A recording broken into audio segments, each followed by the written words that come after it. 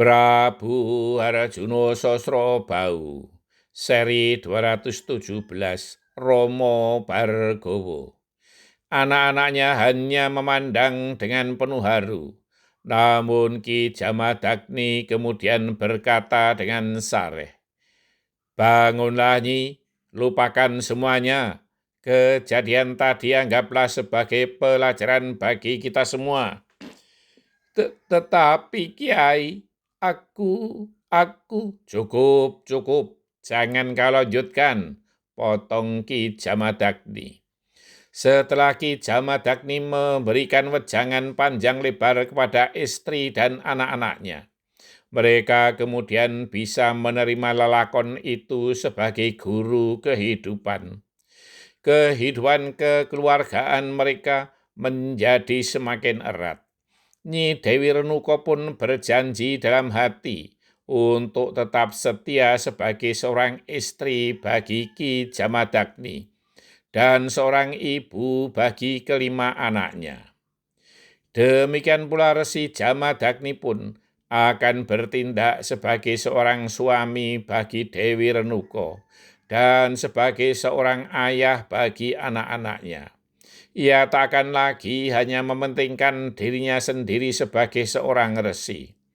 Demikian pula anak-anaknya, mereka semakin hormat kepada orang tua mereka. Di suatu pagi, ketika Resi Jamadagni sedang bersamadi dan keempat anaknya sedang pergi untuk kepentingan masing-masing, Dewi Renuka terlihat gelisah. Rama Bhargawa yang belum meninggalkan pertapaan melihat hal tersebut. Ia kemudian menghampiri ibunya. "Ibu terlihat sedih dan gelisah. Ada apa, Ibu?" bertanya Rama Bhargawa. Dewi Renuka ragu untuk berkata kepada anaknya itu. Namun jika ia tidak mengatakannya, tentu kegelisahan itu akan semakin mendera hatinya. "Katakan, Ibu, mungkin Romo bisa membantu," desak Rama Bhargawa. Dewi Renuka menarik nafas panjang dan kemudian melepaskannya dengan berdesah, "Ragil, ibumu ini sangat gelisah," berkata ibunya. "Ya, aku merasakannya, Ibu, katakanlah," saut Rama Bhargawa. Sambil matanya berkaca-kaca, Dewi Renuka berkata, "Hari ini seseorang yang dahulu menggoda ibumu akan datang di tepian telaga. Bagaimana ini, Ragil?" Apakah sudah terlanjur janji?" saut Rama Bhargawa. "Benar, Nger, dan ibumu ini tidak mungkin untuk menemuinya lagi," jawab Nyi Renuka. "Jika demikian, biar aku yang menemui. Siapa dia, Ibu?" bertanya Rama Bhargawa. Dewi Renuka menarik nafas panjang lagi. Ragu apakah ia tega anaknya Ragil itu untuk menemui orang itu. Dia adalah seorang raja yang gagah perkasa dan pasti sakti mandraguna dan berkuasa. Bisa jadi anaknya itu akan celaka. Namun ia kemudian ingat bahwa anaknya itu pun cerdik dan sakti mandraguna. Sebelum ia berkata selanjutnya, Rama Bhargawa mendesaknya lagi.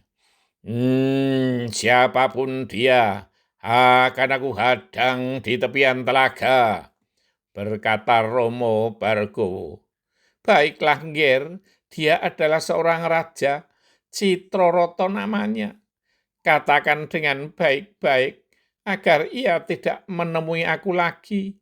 Mintalah agar ia kembali ke negerinya," pinta Nyi Renuka. "Akan aku temui sekarang," saut Rama Bhargawa.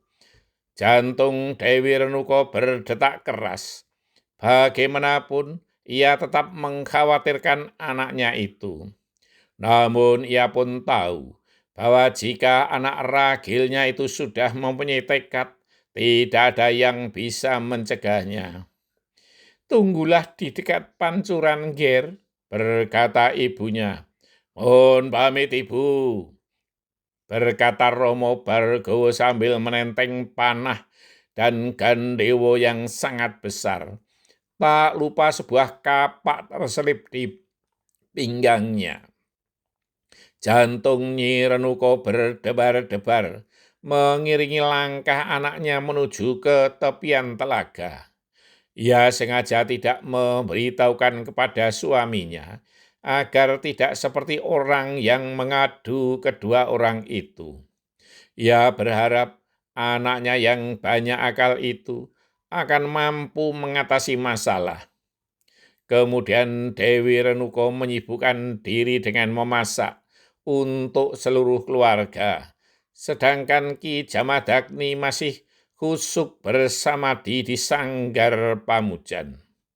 Sementara itu, Romo Bargowo dengan langkah pasti menuju ke tepian telaga seperti yang dikatakan oleh ibunya, Nyi Renuko.